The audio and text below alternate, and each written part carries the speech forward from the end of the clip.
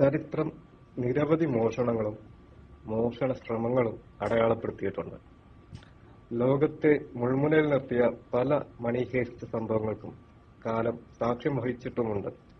ഹേസ്റ്റിലൂടെ കുപ്രസിദ്ധി നേടിയവർ പിന്നീട് വാഴ്ത്തപ്പെടുകയും അവരെ പിന്തുടർന്ന് പലരും അനവധി ഹേസ്റ്റിനു വേണ്ടിയുള്ള ശ്രമങ്ങൾ നടത്തുകയും ചെയ്തിരുന്നു. ഒരു ഹേസ്റ്റ് എന്ന് കേൾക്കുമ്പോൾ ആദ്യം മനസ്സിലേക്ക് ഓടിയെത്തുക ബാങ്ക് കൊള്ളയാണ്. പണം, സ്വർണം എന്നിവയ്ക്ക് വേണ്ടിയാണ് മിക്ക ഹേസ്റ്റും നടത്തപ്പെടുന്നത്. എന്നാൽ സാമ്പത്തിക നേട്ടത്തിനോ ആഡംബര ജീവിതത്തിനോ അല്ലാതെ നടത്തപ്പെട്ടിട്ടുള്ള ഒരു ഹേസ്റ്റ് ചരിത്ര താളുകളിൽ രേഖപ്പെടുത്തിയിട്ടുണ്ട്. അതാണ് കുപ്രസിദ്ധമായ ബ്രെയിൻ ഹേസ്റ്റ്. ലോകം ഇന്നേ വരെ കണ്ടതിൽ വെച്ച് ഏറ്റവും വ്യത്യസ്തമായ മോഷണം.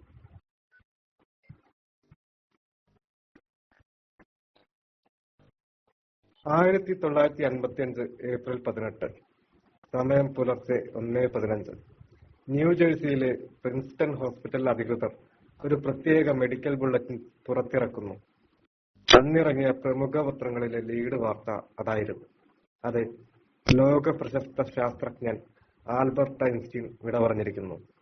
റപ്ചേർഡ് അബ്ഡോമിനൽ അയോട്ടിക് അന്യൂറിസം എന്ന രോഗമാണ് അദ്ദേഹത്തെ മരണത്തിലേക്ക് നയിച്ചത്.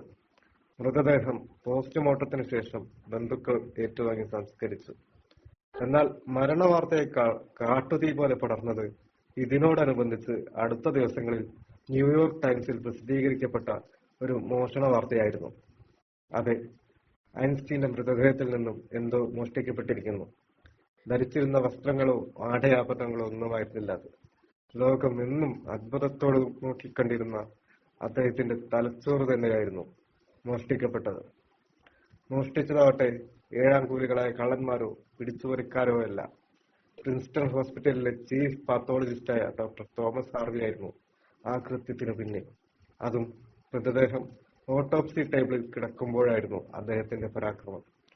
താൻ മോഷ്ടിച്ചതല്ല എന്നും ഐൻസ്റ്റീന്റെ ബന്ധുക്കളുടെ സമ്മതത്തോടുകൂടി പഠനാവശ്യത്തിനായി തലച്ചോറ് എടുത്തു മാറ്റുകയായിരുന്നു എന്നുമാണ് വിവാദങ്ങൾക്ക് അദ്ദേഹം നൽകിയ മറുപടി.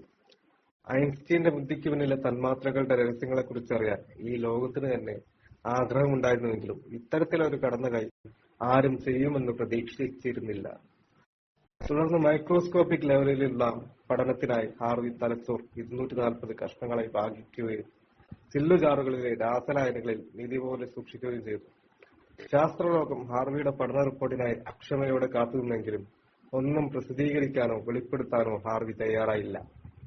1978 മാധ്യമപ്രവർത്തകനായ സ്റ്റീവൻ ലെവിക്ക് ഹാർവി ഐൻസ്റ്റീന്റെ തലച്ചോർ കൈമാറി. സ്റ്റീവൻ ഇത് പിന്നീട് national museum of health and medical സയൻസിലേക്ക് എത്തിച്ചു.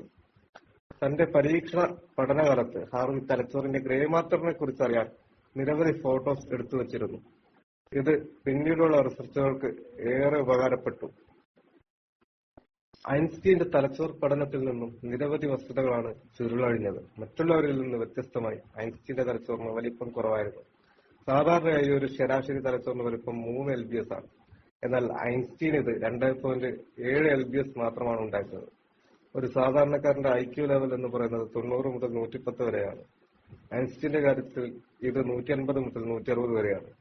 ഇത്തരത്തിൽ നിരവധി കാര്യങ്ങൾ കണ്ടെത്താൻ കഴിഞ്ഞെങ്കിൽ കൂടി മറുഭാഗത്ത് തോമസ് ഹാർവിക്ക് നിറയെ നഷ്ടങ്ങൾ സംഭവിച്ചിരുന്നു. ഇതിൽ പ്രധാനപ്പെട്ടത് പ്രിൻസ്റ്റണിലെ ജോലിയും മെഡിക്കൽ ലൈസൻസും നഷ്ടമായി എന്നതാണ്. ഭാവ്യനീതി എന്നോണം 2007 ഏപ്രിൽ 5 ഐൻസ്റ്റീൻ മരണപ്പെട്ട അതേ ആശുപത്രിയിൽ വെച്ച് തന്നെയായിരുന്നു ഹാർവിയുടെ അന്ത്യവും.